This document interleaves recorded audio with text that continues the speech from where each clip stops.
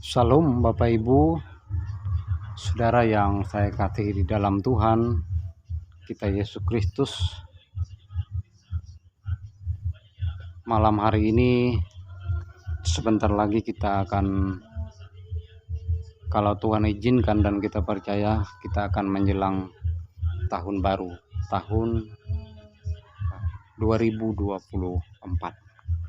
Izinkan saya Bapak Ibu untuk mengucapkan selamat tahun baru 2024 bagi kita semua, bagi saudara-saudara seiman, bagi semua orang, dan terutama jemaat-jemaat Tuhan yang Tuhan izinkan bagi saya untuk boleh saya kenal, bertemu, berjumpa dengan saya, dan juga bagi mereka yang kenal juga sama saya.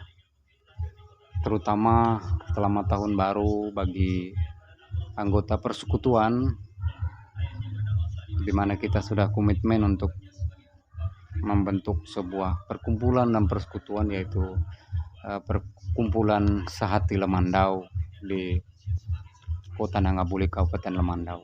Selamat tahun baru Bapak Ibu.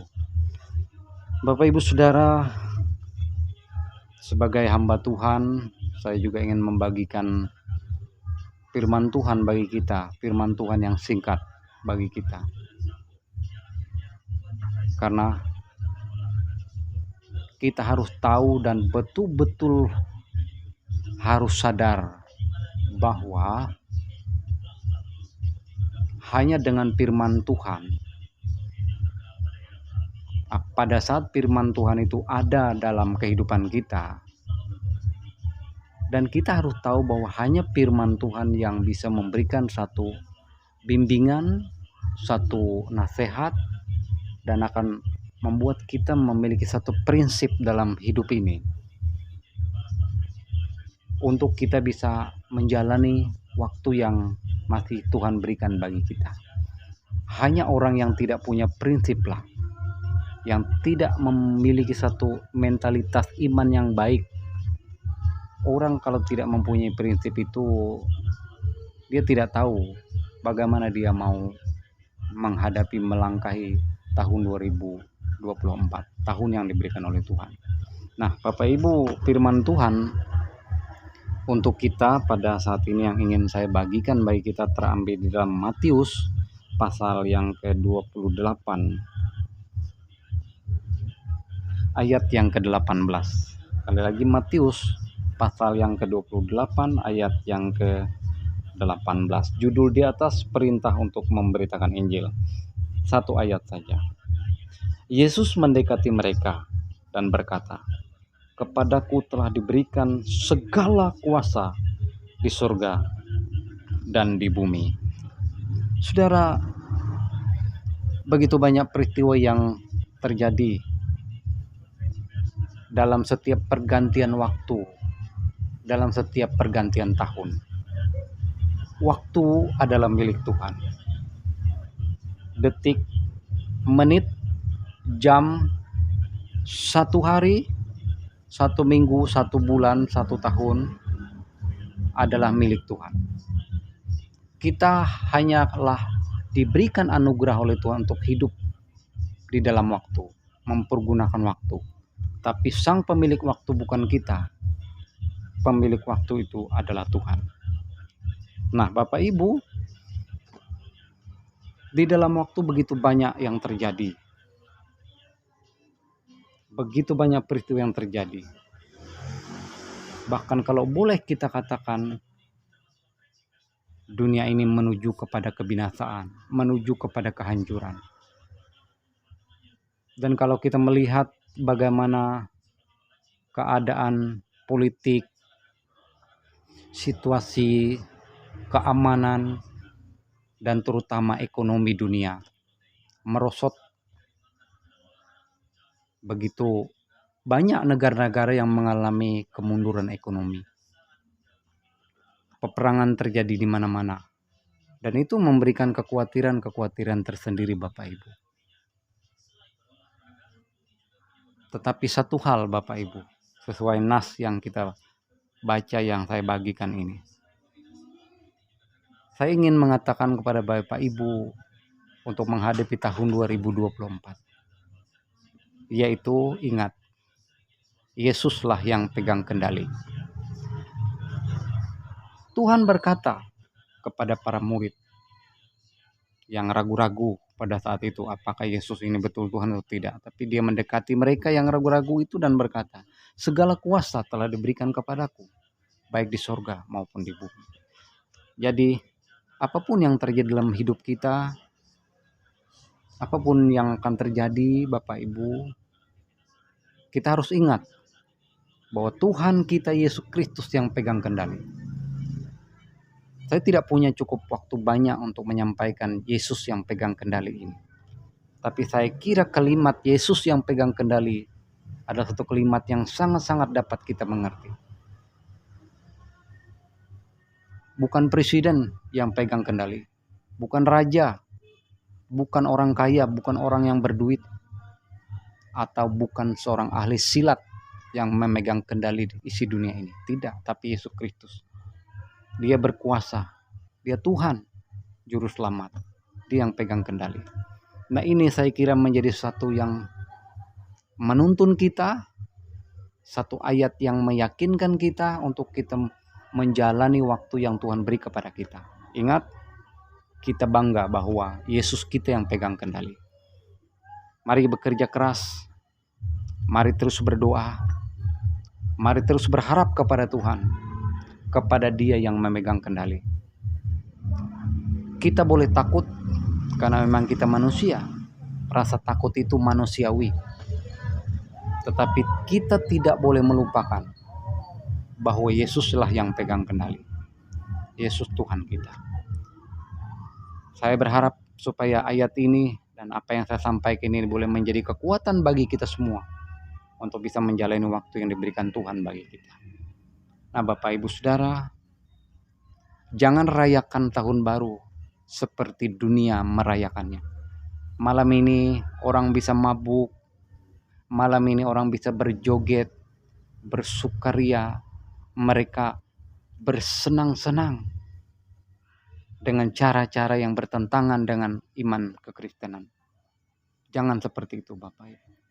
Bersyukur kepada Tuhan bukan dengan cara seperti orang dunia. Kalau engkau bersyukur, engkau harus berdoa, engkau harus memuji Tuhan, engkau harus berlutut di hadapan Tuhan. Tidak boleh bersyukur karena tahun 2023 sudah dilewati dan masuk di tahun 2024 dengan cara-cara yang justru melakukan dosa. Banyak orang merayakan tahun baru dengan mengutuki Tuhan, melakukan hal-hal yang tidak berkenan di hati Tuhan. Mari kita mensyukuri, mari kita merendahkan hati di hadapan Tuhan dengan menyenangkan hati Tuhan. Demikian Bapak Ibu. Saya ingin kita berdoa bersama-sama. Melalui video ini saya ingin mengajak Bapak Ibu berdoa, mengucap syukur, memohon pengampunan Tuhan karena di 2023 tahun yang kita lewati begitu banyak kelemahan yang kita lakukan Bapak Ibu. Minta pengampunan Tuhan dan biarlah kiranya kita berdoa mohon kekuatan Tuhan. Bapak Ibu silahkan punya statement apapun, membekali hidup Bapak Ibu dengan iman.